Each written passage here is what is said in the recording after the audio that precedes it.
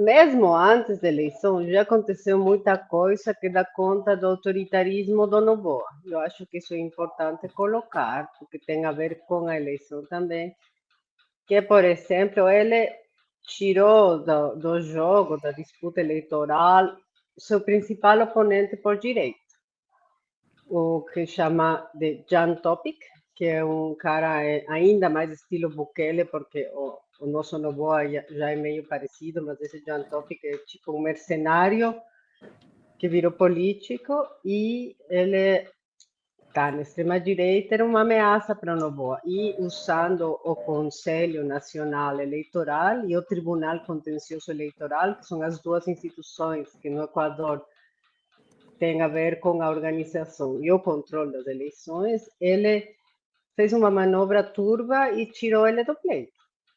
Depois ele também não permitiu a candidatura de alguns parlamentares andinos. Eu falo ele, mas foi o Conselho Nacional Eleitoral, alguns parlamentares do Pachacuti, que é o partido do movimento indígena, mas é só para mostrar o controle que ele tem sobre todo o aparato estatal.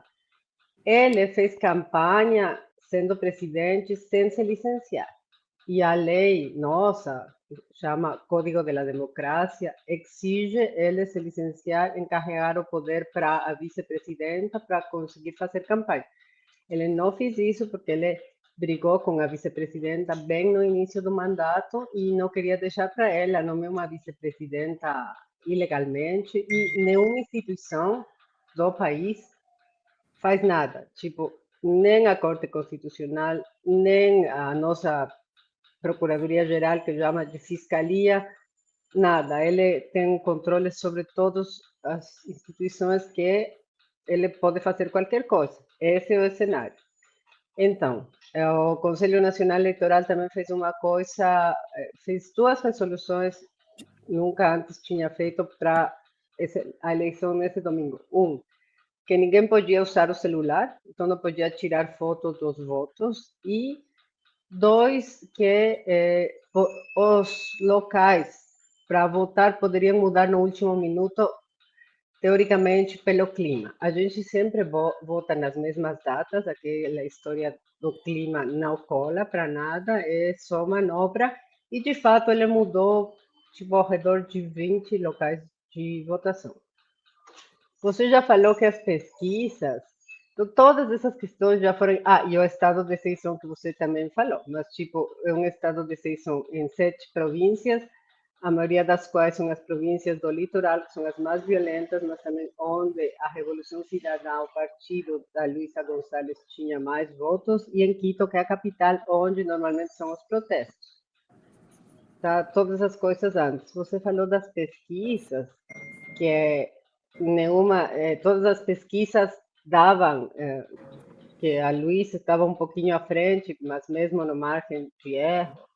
Mas também as pesquisas de boca de urna, não feitas no mesmo dia da eleição, onde você já não tem a questão de indeciso. Essas pesquisas também davam a vitória para Luísa ou a vitória para Novoa, mas por uma margem muito pequena, não? Uma diferença entre os dois, máximo de 4 pontos, em algumas pesquisas de 2 pontos. Então, de onde que aparece essa diferença de 11 pontos? E essa é a parte que não faz nenhum sentido, né? Porque mágica, a amostragem errou subitamente, primeira vez na história que uma pesquisa de boca de urna fica tão longe da realidade. Isso levanta muita suspeita. As pessoas da Revolução Cidadã fizeram um controle eleitoral paralelo muito rigoroso. Então, eles têm cópia das atas, eles têm os resultados que eles mesmos foram contabilizando, mas eu acho que não vai dar tempo para conseguir provar todas as mudanças que foram feitas, porque estamos falando de 1 milhão de votos, né? Então seria muito difícil eles conseguir provar esse milhão de votos e alterar o resultado da eleição. Mas, de novo, quais são outros indícios?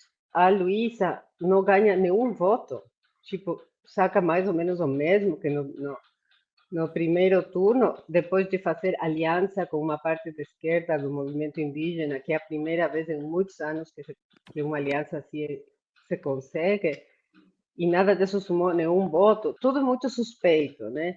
E claro, no cenário internacional a gente já sabe, se fosse a Venezuela estariam berrando, cadê as atas? Como no Equador, ninguém pergunta onde que estão as atas, porque não publicam as atas, né?